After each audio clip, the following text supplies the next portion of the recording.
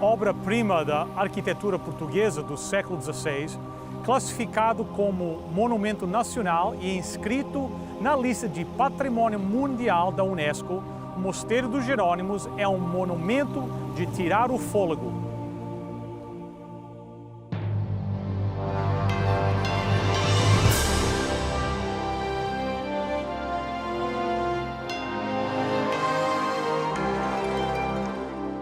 Venceu a prova do tempo. O livro de Deus, a Bíblia, ainda relevante neste mundo complexo. Está escrito Canadá, partilhando mensagens de esperança ao redor do mundo.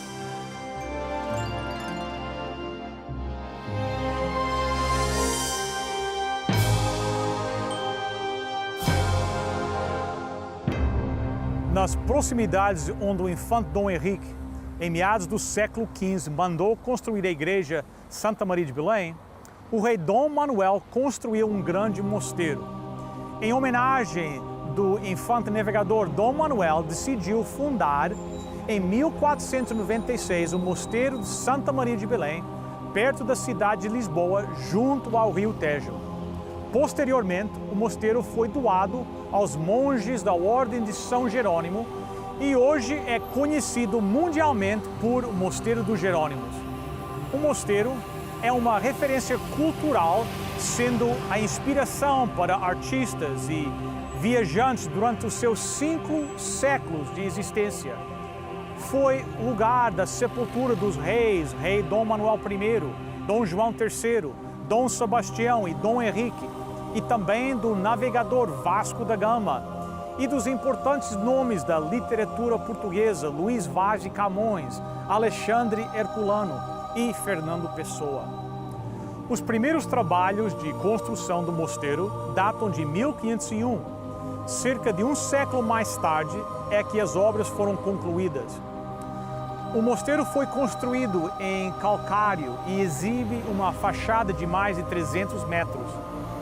A construção desse monumento se deu em grande parte através dos recursos que vieram do comércio com a África e o Oriente. Considerado como referência e joia do estilo manuelino, o Mosteiro dos Jerônimos integra elementos arquitetônicos góticos e do Renascimento. Esta notável peça é a joia da identidade e cultura portuguesa. Se seres humanos são capazes de criar monumentos como este, você pode imaginar o que o nosso Deus é capaz de fazer? A Bíblia nos fala do céu e de uma cidade, a Nova Jerusalém, que foi planejada e construída pelo próprio Deus para os seus filhos. Cristo prometeu: na casa do meu Pai há muitos quartos, eu vou preparar um lugar para vocês. Se não fosse assim, eu já lhes teria dito. E depois que eu for e preparar um lugar para vocês, voltarei e os levarei comigo, para que onde eu estiver, vocês estejam também. Venha comigo agora explorar o céu e a Nova Jerusalém através da palavra de Deus. É aqui que nós encontramos todas as respostas para as perguntas da nossa vida, incluindo a pergunta: o céu, onde é e como é que nós vamos chegar lá? Felizmente, a Bíblia fala a respeito do céu e fala de maneira muito clara. João, o apóstolo, está lá naquela pequena ilha de Patmos, perto da costa da Turquia, e a Bíblia diz que Deus mostrou para João, numa visão, a cidade santa. A Nova Jerusalém, que a Bíblia chama. Vejam o que a Bíblia diz.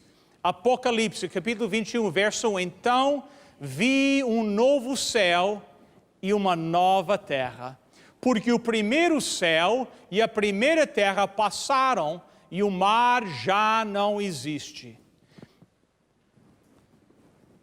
João viu a cidade de Deus. Ele viu, era algo que ele acreditou. Aliás, todos os profetas bíblicos acreditavam que Deus um dia ia restaurar esta terra da forma que devia ter sido se o pecado nunca tivesse entrado. Por que Deus precisa restaurar? Porque o homem tem acabado com a terra, nós temos contaminado o ar através da poluição, nós contaminamos as nossas águas, as comidas. O mundo é repleto de violência, pornografia e tudo quanto é mal. E Deus, a promessa de Deus é que Ele vai restaurar a terra como era no Jardim do Éden. Ele vai conseguir voltar tudo como se o pecado nunca tivesse entrado. Um lugar perfeito para os filhos de Deus, para aqueles que aceitaram a oferta da redenção de Jesus Cristo. Imagine Deus restaurando esta terra, restaurando os filhos de Deus. Imagine viver a vida com juventude. É difícil ficar velho, envelhecer, não é? Eu tive a oportunidade hoje de ver alguns amigos aqui que eu conhecia lá em Toronto, quando eu era mais jovem. Já passaram vários anos, né? E eu falei para eles, estou com 48 anos. 48, isso é quase 50, quase meio século. É difícil, não é?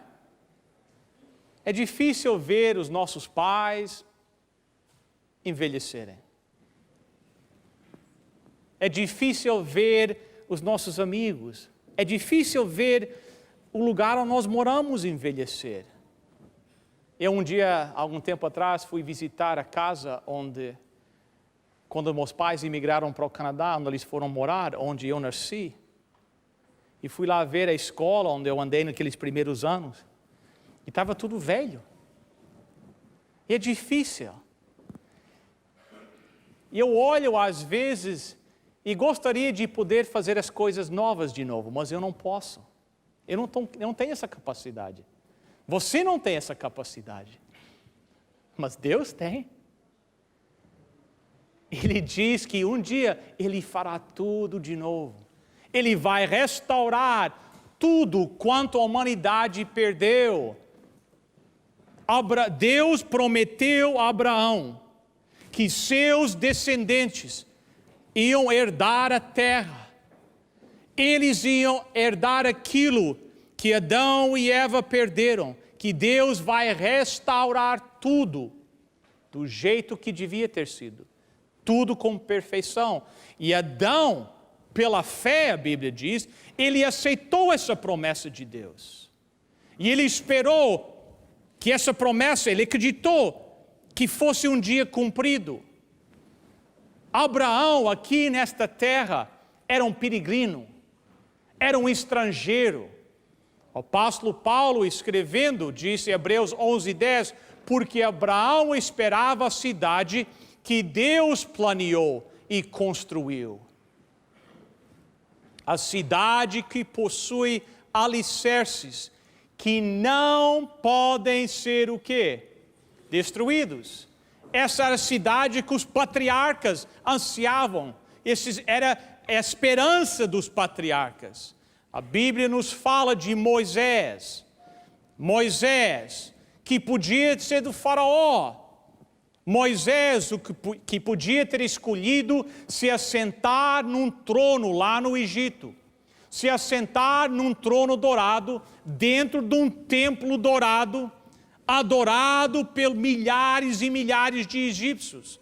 Mas a Bíblia diz o seguinte, com respeito a Moisés, foi pela fé que Moisés, quando já era adulto, não quis ser chamado de filho da filha de Faraó, preferiu antes sofrer com quem?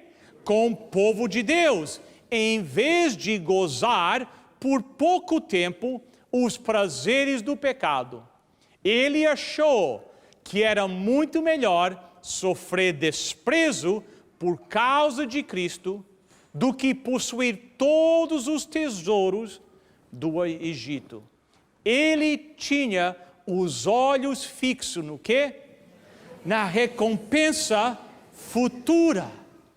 Essa era a esperança de Moisés. Agora, vocês veem como a Bíblia fala, é bem realista, né? A Bíblia diz, nós lemos esses versículos, que Moisés escolheu não ter os prazeres do pecado. A Bíblia fala claramente, o pecado traz prazer, mas é um prazer temporário, que no final te deixa vazio. E a Bíblia diz que Moisés preferiu não passar pelo prazer temporário do pecado, mas fixou os seus olhos naquilo que Deus tinha para ele no futuro. E todos aqueles patriarcas, todos eles, olhavam para a fé, por fé, para o futuro, na promessa que Deus ia cumprir. Hebreus 11:3 fala, todos estes morreram cheios de fé e não receberam as promessas que Deus tinha prometido, mas viram de longe, creram e abraçaram-nas e declararam que eram o quê? Estrangeiros e refugiados de passagem por este mundo. Que promessa é que estes patriarcas de Deus não receberam? Qual foi a promessa que eles não receberam? Eles não receberam a promessa da eternidade do céu. Ainda. Eles morreram com a fé que um dia Deus vai cumprir a sua promessa. A certeza do céu é algo que você pode agarrar. Você pode sair deste local ou de qualquer local nesta noite com a certeza que aquilo que Deus prometeu, Deus vai cumprir. A Bíblia diz que ao terminar o milênio, um período de 1000 anos, a cidade de Deus vai descer do céu. A nova cidade, a nova Jerusalém, a Bíblia chama. Amigos, não importa qual passaporte você possui. Eu sou um cidadão do Canadá. Muitos de vocês são cidadãos portugueses, brasileiros, ingleses. Não importa. Não importa o passaporte que você possui, todos nós somos imigrantes estrangeiros aqui. Todos nós somos peregrinos aqui nesta terra. Esta terra não é o nosso lar, não é o nosso país. E cada vez que eu entro no hospital para orar ao lado do leito de alguém que está doente, essa ideia é reforçada, que esta terra não é o meu país. Cada vez que eu escuto de um casamento que está desmanchando, eu sou relembrado que eu sou um peregrino aqui nesta terra. Cada vez que eu escuto a história de uma criança sendo abusada, eu digo, esta terra não é o nosso destino. Deus nos criou para algo melhor do que isso. E um dia Deus vai cumprir essa promessa. Hebreus 11, verso 14 diz, e aqueles que dizem isto mostram bem que procuram uma quê? Pátria para si mesmos. Mas agora procuram uma pátria melhor. Qual pátria? A pátria celestial. Portugal é um país muito bom. Vocês vivem num lugar muito bom. Mas Deus tem algo melhor para vocês. O Canadá é um país bom. Um pouquinho frio, mas bom. Mas Deus tem melhor para mim. Você deseja uma pátria melhor? Você deseja uma pátria celestial? Que aquilo que Deus tem preparado para os seus filhos, nós nem podemos começar de imaginar. Vai além da nossa capacidade de imaginação. A história é contada de o explorador Marco Polo. Ele voltou a seu país depois de 21 anos no Oriente. Os seus amigos que tiveram com ele depois dele passar 21 anos no Oriente e escutavam as histórias de Marco Polo, eles pensavam que ele tinha enlouquecido, que ele tinha perdido a sua mente.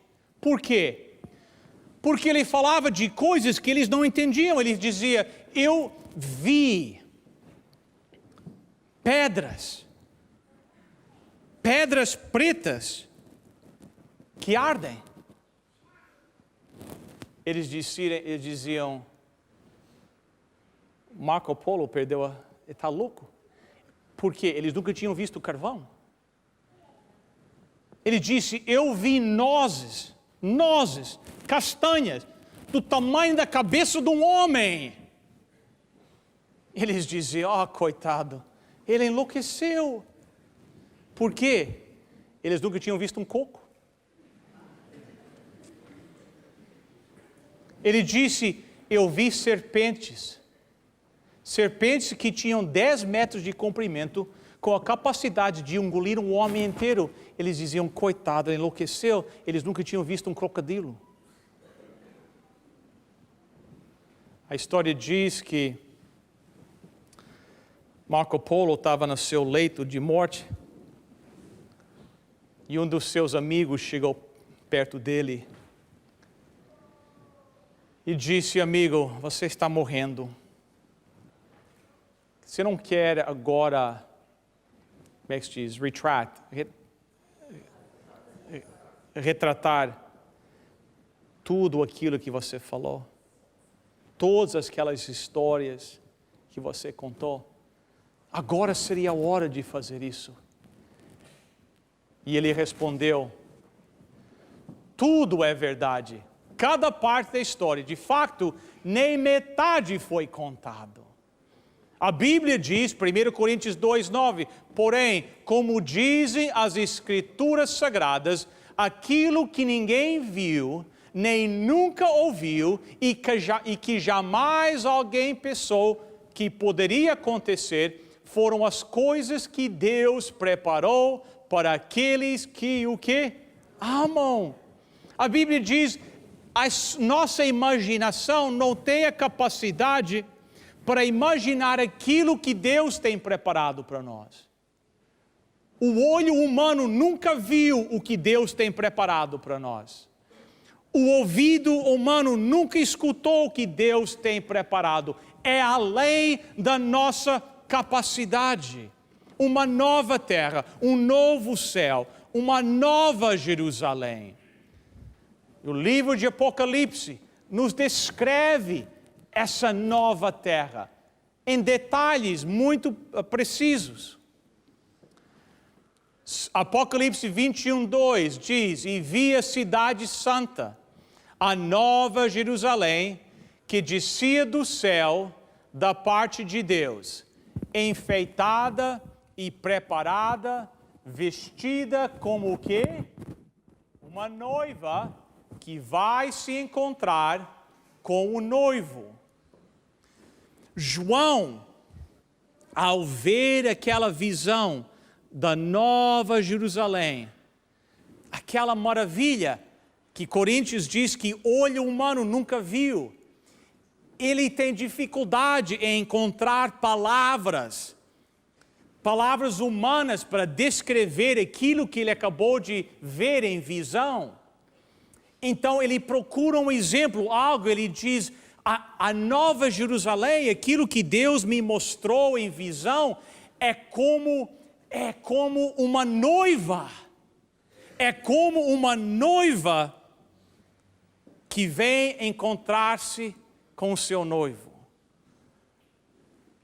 Eu, como pastor, já fiz muitos casamentos. Eu sei que vocês também, quem sabe, já foram muitos casamentos. Deixa eu uma pergunta: você alguma vez viu uma noiva feia?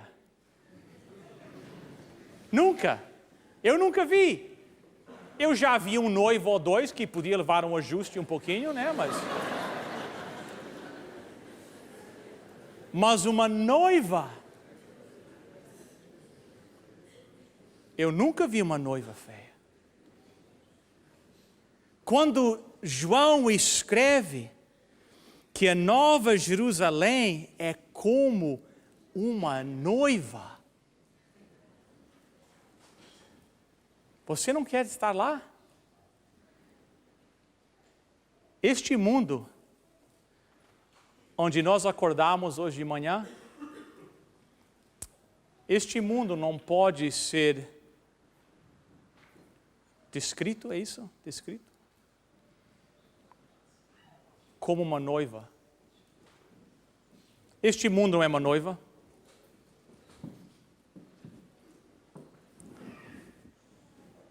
Existe uma parte do nosso mundo hoje onde pais estão tentando entender por que sua filha morreu como resultado de abuso sexual. Este mundo não é uma noiva, mas o mundo que Deus tem preparado para os seus filhos é como uma noiva preparada para encontrar o seu noivo. João continua descrevendo a muralha da cidade, está construída sobre 12 fundamentos, nos quais estavam escritos os nomes dos 12 apóstolos do Cordeiro. Os apóstolos. Alguns anos atrás eu fiz um estudo sobre os apóstolos e a vida dos apóstolos. Os apóstolos eram homens comuns, homens que tinham as suas falhas, eles tinham as suas dúvidas, mas a Bíblia diz que os seus nomes vão estar nos fundamentos daquela cidade. Por quê? Por que que Deus vai colocar os nomes dos apóstolos daquela cidade?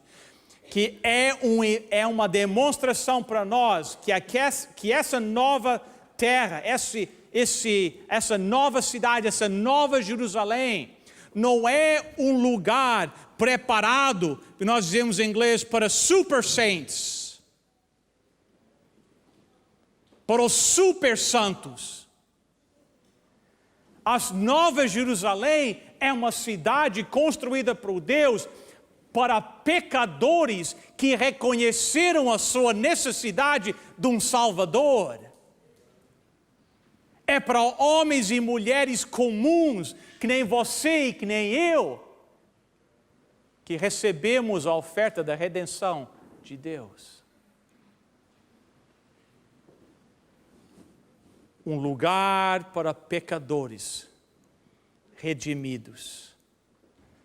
João continua. Ele até nos fala do tamanho da Nova Jerusalém.